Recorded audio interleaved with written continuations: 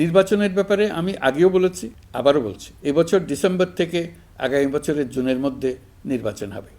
আমরা চাই আগামী নির্বাচনটি বাংলাদেশের ইতিহাসে সবচেয়ে অবাধ, সুষ্ঠু ও গ্রহণযোগ্য নির্বাচন হোক।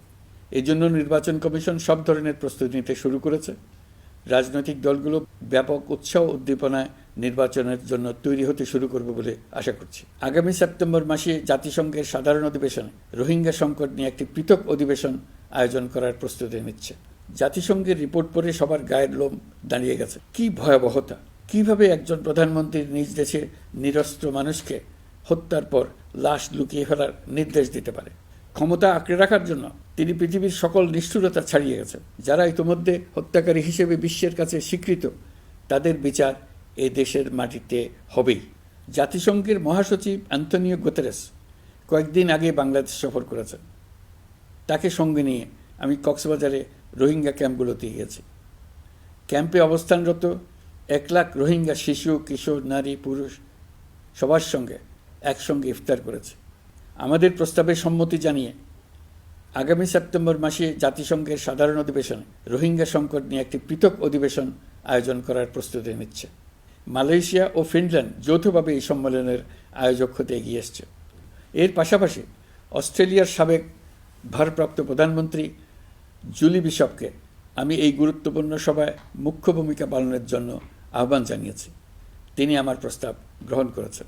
জাতিসংঘের মহাসচিব বাংলাদেশ সফরে এসে জাতীয় ঐকমত্য কমিশনের সদস্য, রাজনৈতিক দলের নেতৃবৃন্দ ও তরুণদের সঙ্গে পৃথকভাবে বৈঠক করেছেন। বৈঠকে সবাই জাতিসংঘের মহাসচিবকে নতুন বাংলাদেশ গঠনের স্বপ্নের কথা জানিয়েছেন। আপনারা জানেন, পতিত স্বৈরাচারের নিপীড়নের বর্ণনা উঠে এসছে জাতিসংঘের মানবাধিকার বিষয়ক হাই কমিশনারের কার্যালয়ের রিপোর্টে।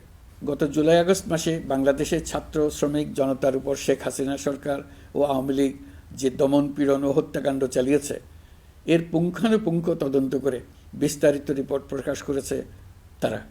এই রিপোর্টে স্পষ্টভাবে উঠে এসছে যে শেখ হাসিনা নিজেই নিরাপত্তা বাহিনীর কর্মকর্তাদের নির্দেশ দিয়েছিলেন বিক্ষোভকারীদের হত্যা করতে।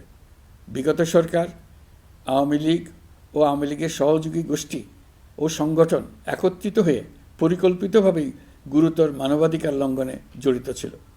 মানবাধিকার বিষয়ক হাইকমিশনারের রিপোর্টে বলা হয়েছে, বিক্ষোভ চলাকালে প্রায় 1400 জন নিহত হয়েছেন, যার মধ্যে প্রায় 13% শিশু। বিক্ষোভের সম্মুখ সারিতে থাকার কারণে আমাদের জুলাই কন্যারা নিরাপত্তা বাহিনী ও আওয়ামী লীগের সমর্থকদের দ্বারা আক্রান্ত হয়েছে, এমনকি যৌন নির্যাতনের শিকার হয়েছে। জাতিসংঘের রিপোর্ট পড়ে সবার গায়ের লোম দাঁড়িয়ে গেছে। কি ভয়াবহতা! কিভাবে একজন প্রধানমন্ত্রী নিজ দেশে নিরস্ত্র মানুষকে হত্যার পর লাশ লুকিয়ে ফেলার নির্দেশ দিতে পারে? ক্ষমতা আঁকড়ে রাখার জন্য তিনি পৃথিবীর সকল নিষ্ঠুরতা ছাড়িয়ে গেছেন। এটাই জাতিসংঘের প্রতিবেদনে উঠে এসছে। মানবাধিকার বিষয়ক হাইকমিশনার কার্যালয়ের এই রিপোর্টকে আমরা স্বাগত জানাচ্ছি। প্রতিবেদনে যে সুপারিশ করা হয়েছে, অন্তর্বর্তী সরকার সেই সুপারিশগুলো গুরুত্বের সঙ্গে বিবেচনা করছে। আপনাদেরকে আশ্বস্ত করে বলতে চাই, যারা গণহত্যায় জড়িত ছিল, যারা নির্বিচারে মানুষ হত্যা করেছে, যারা ইতোমধ্যে হত্যাকারী হিসেবে বিশ্বের কাছে স্বীকৃত, তাদের বিচার এ দেশের মাটিতে হবেই।